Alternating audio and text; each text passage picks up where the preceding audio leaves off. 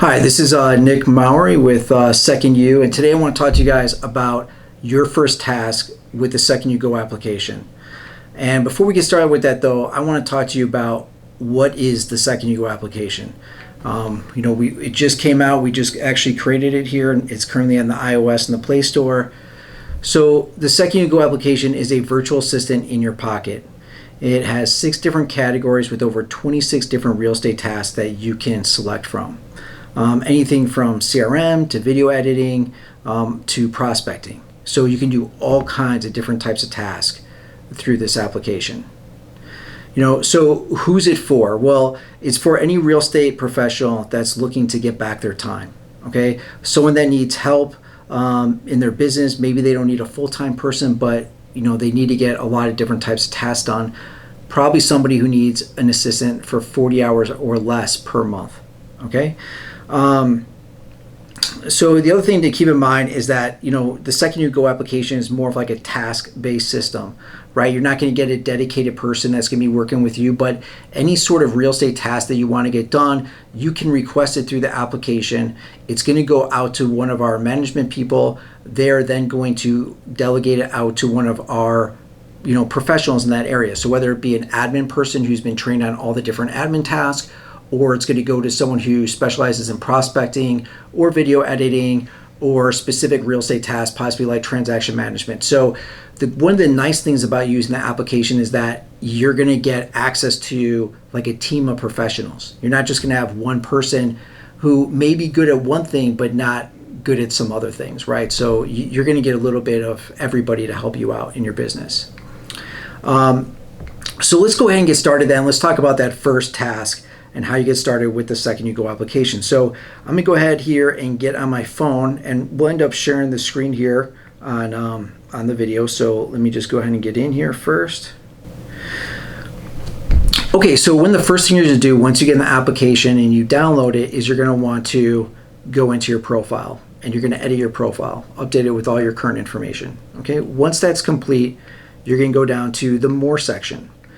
And in the More section, the first thing you want to do is get all your logins and passwords, your marketing assets, and all your vendors inside the application. And that's super important because whenever you request a task, that task that you're requesting pulls that data in with it, certain data. If you're requesting like a CRM task, it'll pull your CRM password with it. That way it goes to the virtual assistant who's going to be working on that task, and they don't have to ask you for access to your CRM. Okay, so for example, when we're in here, we're going to go to logins and passwords. Let's start with that. We'll go all the way to CRM, and here you can see one of the things that asks you is for your CRM login. You can go to design. There's a flyer creator, Canva, landing pages. Here at SecondYou, we have Canva. We have a lot of templates already, but maybe you specifically have certain templates that you want to use, or you have a flyer creator your brokerage uses and you want to use that instead of one of our templates. Another example here, we're going through editing. There's podcast hosting login or prospecting. Maybe you have a dialer or you have Zillow leads or some sort of lead platform. So again, you want to make sure all that's in there. Let's go back to CRM. You can see here in the CRM one, you have Lions Desk. It shows the username, password is hidden, and then it shows the link to the CRM. All you'd have to do is enter this information. When it goes to the VA, they will not have access to your password. They will not see it. They can copy the asterisk and paste it in.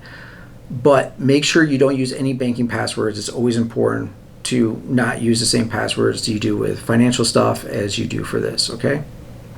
Okay, so we're gonna get out of here, and now we're gonna go to marketing assets. You're gonna wanna make sure that you have your logos. So if you take here, you can put all your logos in here.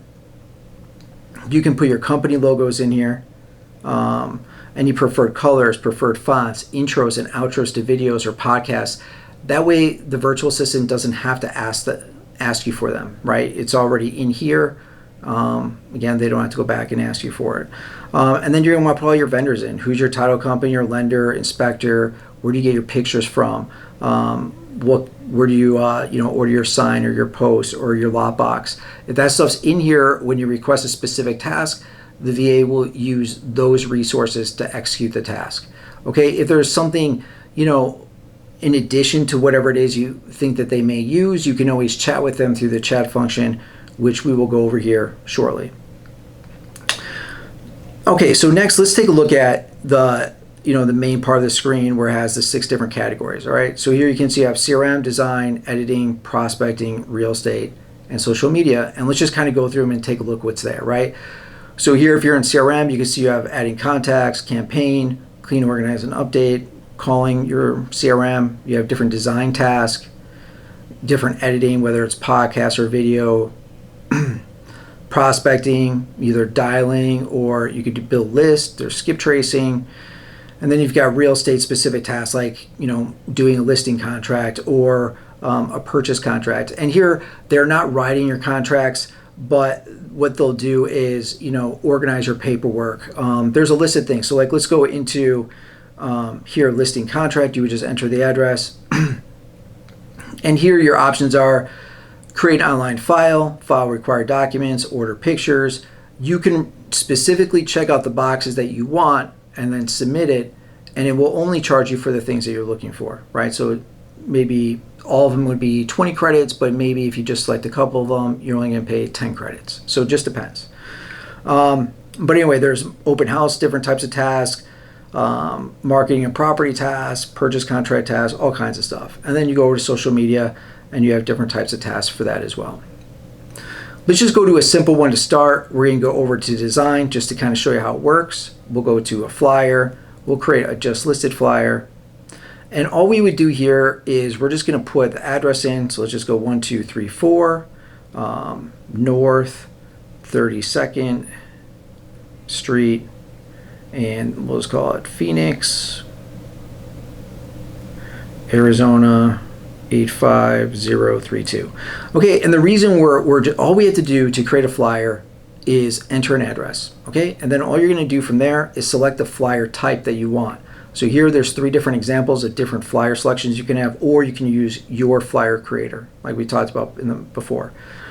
So here, let's say I select this particular flyer design. I may click next, and here you can see it kind of summarizes what you just selected. You just listed, you want it to start on this day, which is today. It's going to be 2 credits. It's going to pull your MLS login, your logo, and your company logo. Okay, so why is it going to do that? Well, because we only had to ask you for your address, we didn't have to ask for anything else. The virtual assistant knows that they're going to get the pictures, the description, the information about the property from the MLS. They're going to get your logo and your company logo right from inside the application because you've already uploaded it there. Okay, now let's say you want to start on a different date. You're just maybe starting off the week and you have certain things you want done on certain days. You can literally just go to a start date and you can start it on a different date. Okay, and that way you can kind of plan things in advance. So in this case though, we're going to be done. We're just going to go ahead and submit it.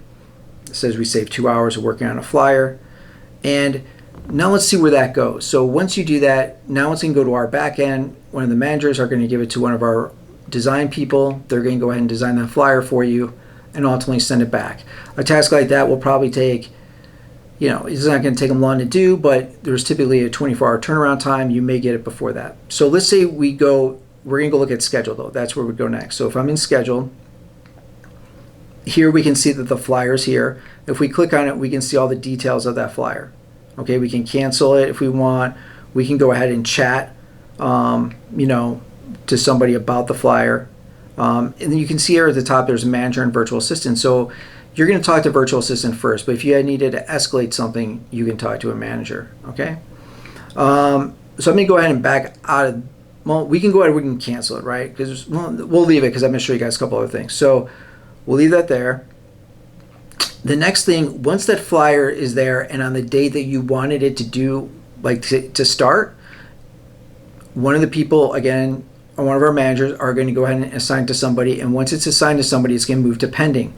Now, it hasn't been assigned to anybody, so you don't see anything here. But if it was moved over, you would see a pending task here. And then you would see the only difference between a pending task and a scheduled task is that when it goes pending, you're going to see, you're going to see the virtual assistant who's working on it, okay? And then there's not going to be an option to cancel it anymore, okay?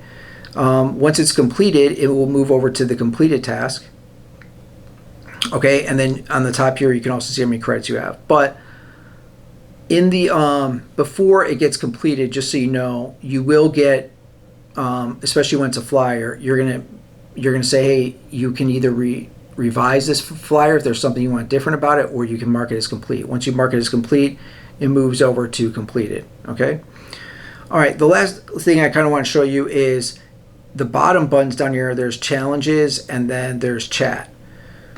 So when it comes to challenges, once in a while we may create some challenges that will maybe push people to try some different tasks, and in exchange you might receive some credits for that. There'll be like monthly challenges and yearly challenges. We'll come up with some stuff. It'll be in there. And then the chat function, once your task moves to pending, chat box appears here as well. So like if you had 3 or 4 different tasks that were pending, you could just click the chat button as like a quick button, and you would see that you had a design flyer here. You might see you have a prospecting. You might see you have video editing. Okay, and so you can just click on any one of those and chat with the person instead of having to go into pending and then clicking on one of them and then go into chat. So the chat function itself is more or less like a quick type button. Okay, so that right there, you guys, is how you can get started using your first task in the SecondYou Go application. If you have any questions, you can feel free to reach out to any of us. And again, if you like to download the application, you can just go to the iOS or the Google Play Store and it's going to be there. All right, have a great day and hope to see you at the next video.